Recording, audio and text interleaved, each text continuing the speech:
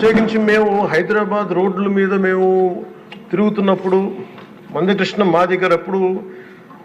మాదిగ కులానికి వన్నె తెచ్చిన ఆత్మగౌరవం అనే నినాదం తెచ్చిన మందకృష్ణ మాదిగ గారికి మనస్ఫూర్తిగా నేను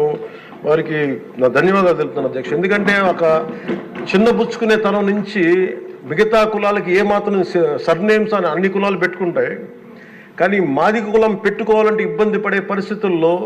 నేను మాదిగాని చెప్పగలిగే గుండె ధైర్యంతో ఆత్మగౌరవంతో దాన్ని ముందుకు తీసుకెళ్లిన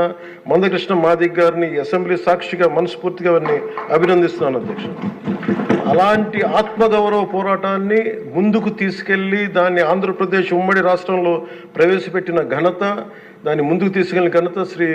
నారా చంద్రబాబు నాయుడు గారికి మన గౌరవ ముఖ్యమంత్రి గారు దక్కుతుంది అధ్యక్ష. ఈ రోజున దేశ స్థాయిలో దీన్ని ముందుకు తీసుకెళ్లగలుగుతున్నాం అంటే ప్రధానమంత్రి గారి దృష్టిలో